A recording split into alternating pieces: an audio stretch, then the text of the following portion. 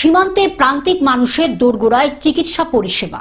সীমান্তের প্রান্তিক মানুষের দোরগোড়ায় চিকিৎসা পরিষেবা। স্বরূপনগরের স্বাস্থ্য শিবিরের উদ্যোগ রাজ্যে সংখ্যালঘু তৃণমূল কংগ্রেসের সম্পাদক ইমরান হোসেনের। সীমান্তবর্তী এলাকায় প্রান্তিক মানুষের কাছে উন্নত চিকিৎসা পরিষেবা পৌঁছে দিতে এক উল্লেখযোগ্য উদ্যোগ নেওয়া হলো বসিরহাটের স্বরূপনগর ব্লকে। স্বরূপনগরের ধোকরা প্রাইমারি স্কুল প্রাঙ্গণে আধুনিক ও উন্নত মানের চিকিৎসা যন্ত্রপাতির মাধ্যমে একটি বিশেষ স্বাস্থ্য শিবিরের আয়োজন করা হয়। এই স্বাস্থ্য শিবিরের সীমান্ত এলাকায় প্রায় ৩০০ জন প্রান্তিক মানুষ বিনামূল্যে চিকিৎসা পরিষেবা গ্রহণ করেন। সাধারণ স্বাস্থ্য পরীক্ষা থেকে শুরু করে প্রাথমিক রোগ নির্ণয় পরীক্ষা সহ একাধিক পরিষেবা এই শিবিরে প্রদান করা হয়। প্রত্যন্ত এলাকার মানুষজন এই উদ্যোগে যথেষ্ট উপকৃত হন বলে জানা যায়।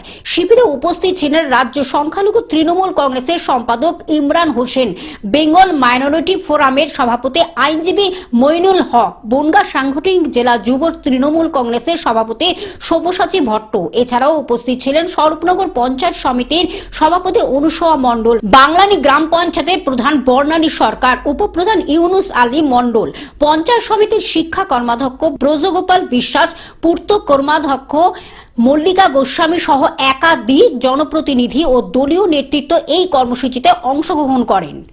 উল্লেখযোগ্যভাবে উপস্থিত ছিলেন বনগাঁ সাংগঠনিক জেলা তৃণমূল কংগ্রেসের সাধারণ সম্পাদক আতাউর জামান টিঙ্কু এবং বনগাঁ সাংগঠনিক জেলা ছাত্র পরিষদের সহ সভাপতি প্রসেনজয় ব্যানার্জি।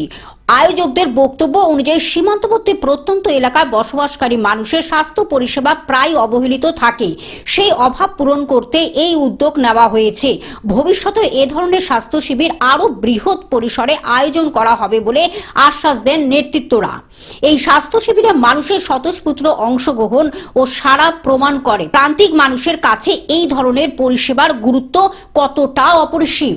দক্ষিণ ২৪ পরগনা থেকে সৌমাভ মণ্ডলের রিপোর্ট, গ্লোব নিউজ। এখন থেকে গ্লোব টিভি দেখুন আপনার স্মার্টফোনেও। গুগল প্লে স্টোর অথবা অ্যাপল স্টোর থেকে ডাউনলোড করুন গ্লোব টিভি লাইভ অ্যাপ। এছাড়া জিও টিভি অ্যাপ থেকে দেখুন গ্লোব টিভি লাইভ।